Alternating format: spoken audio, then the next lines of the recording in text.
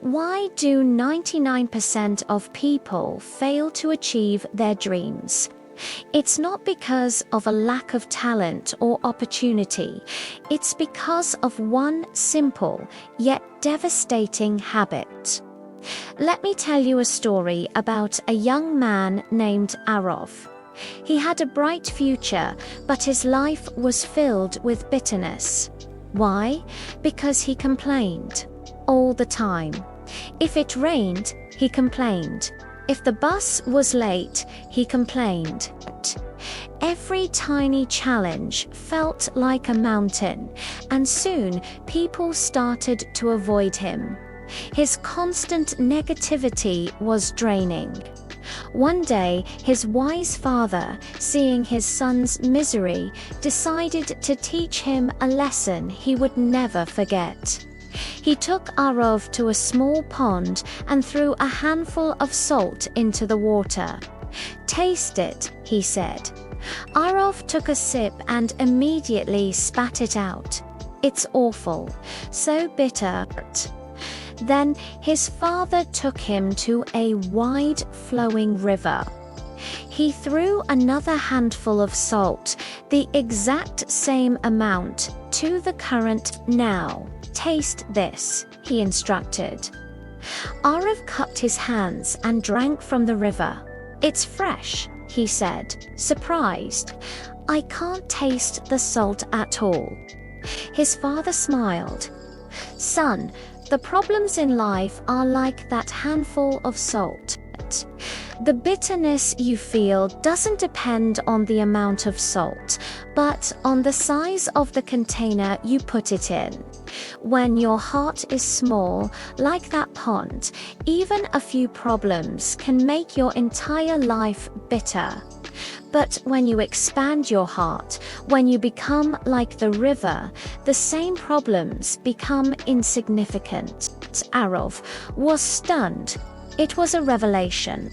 He realized he had been living his life like that tiny, stagnant pond, letting every little grain of salt poison his water. He had been so focused on the problems themselves, he never considered that the real issue was his own capacity to handle them. He had been trying to get rid of the salt when what he really needed to do was become a bigger container. From that day forward, Arav made a conscious choice. Whenever he faced a difficulty, instead of complaining, he would ask himself, "How can this challenge help me grow? How can I become the river?" He stopped seeing problems as burdens and started viewing them as opportunities to expand his heart, his resilience, and his perspective. The change was remarkable. Arav became calmer and more composed. Challenges that once would have sent him into a spiral of negativity now barely registered. People were drawn to his newfound positive energy. He felt lighter, more powerful, and in control of his own happiness. He wasn't just surviving, he was thriving. This is the secret that separates the successful from the rest. It's not about having a problem-free life. That's impossible. It's about your reaction to those problems. Are you a pond or are you a river? The salt is always there. The difficulties, the setbacks, the unexpected hurdles, they are a part of life.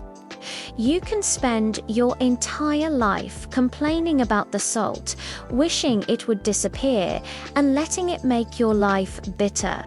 Or you can focus on what you can control, yourself. You can choose to grow.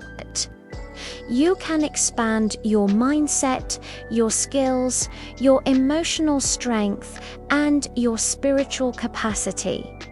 Problems don't shrink. We grow. Your goal shouldn't be to avoid challenges, but to become so large, so expansive, that those challenges feel as insignificant as a handful of salt in a mighty river. So I ask you, what are you doing today to become the river?